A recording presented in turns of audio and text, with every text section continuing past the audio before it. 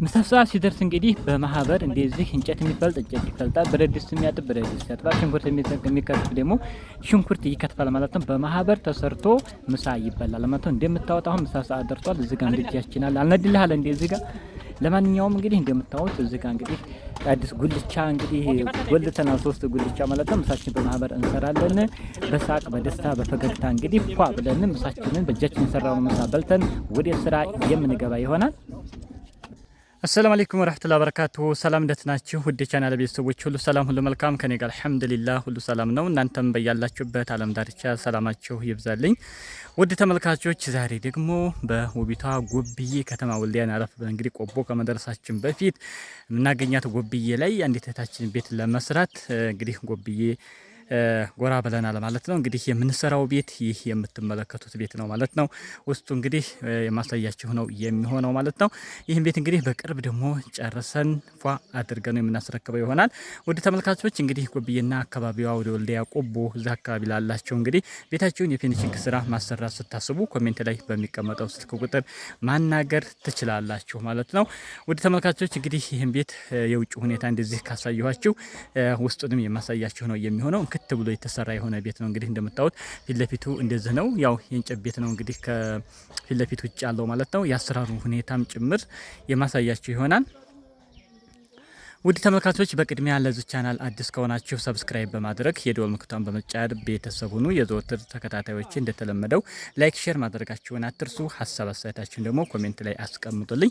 እንግዲህ ስራዎችን እኛ እንደሚታወቀው ከጀመርን ጭርስ ስርክብ ውጥት ነው። ለቀለም ብቻ ነው ድጋቢ የምንመለሰው ማለት ነው። አሁንም እዚህ ገብተናል። እንግዲህ ኮርኒስ እንግዲህ ዛሬ የሚጠናቀቅ ይሆናል። ግድግዳ ቻክ ዛሬ እንጀምራለን። ይህን ስራ እንግዲህ አጠናቅን ደግሞ በዚህ ሳምንት የምንመለስ ይሆናል ማለት ነው ኢንሻአላህ። ስለዚህ ውስጡ እንግዲህ ምን ይመስላል እሱን የምናይ ይሆናል። አብራችሁ ይቆዩ። ያው ጅብሰሙ እንደምታዩት እንግዲህ ገብቷል እንደዚህ ማለት ነው። በረንዳም ላይ እንግዲህ ፕላስቲክ ለብቷል። ፍሬም ገጠማ ነው እዚህ ጋር የሚቀረው እንደምትመለከቱት ይሄን ይመስላል። ይሄ ፍሬንቹ እንግዲህ እንደምታዩት የሚገርም የሆነ አሰራር የተሰራ ቤት ነው። ማሻአላህ ተባረከላህ። ይሄን ይመስላል እንግዲህ ሳሎኑም እንደምታዩት ፕላስቲክ ለበሳ አሁን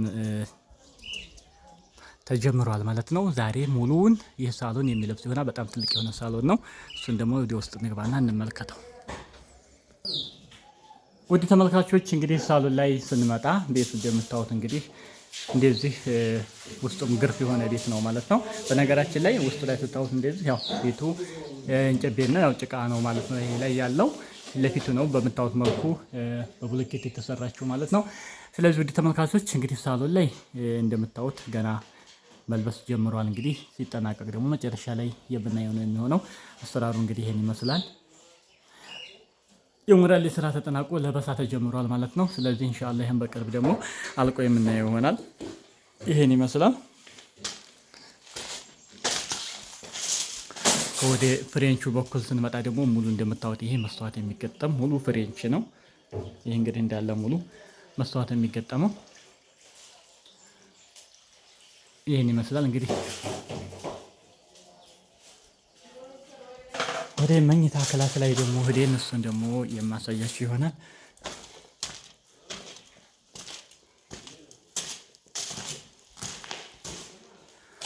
መኝታ ክላስ እንግዲህ ሙሉ ለሙሉ ፕላስቲኩ አልቋል። ወደ ቻክ ነው። ከቻክ በኋላ ደግሞ እንግዲህ ይሄ ፍሬም የሚገጠም ነው የሚሆነው። ይሄን ይመስላል። ማሻአላህ ይሄ ነው እንግዲህ ሙሉ እንግዲህ ቻክ ይሆናል ማለት ነው። ይሄን ይመስላል።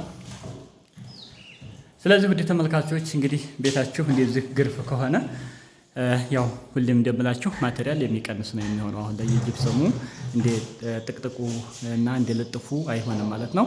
ያ ማለት ይሄ እንግዲህ ብዙ ማቴሪያል ፍጆታው የሚቀንስ ነው የሚሆነው። ስንት ይወስዳል፣ እያንዳንዱ ደግሞ ምን ያህል ጅብሰም ወሰደ፣ በብረት ደረጃ ተቀለል ብሎ ስንት ብር ያስፈልገዋል። እንግዲህ ሁለት መኝታ ክላስ፣ ዕቃ ቤት፣ ሳሎን እና ሻወር ነው ማለት ነው። ሻወር ጨምሮ 5 ክፍል የሆነ ቤት ነው ቤቱ።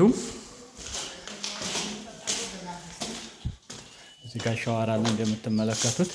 በደንብ ልቅም ብሎ የተሰራ የሆነ ምርጥ ቤት ነው እንደምታዩት። ቧንቧ ሁሉ ነገር የሻወሩ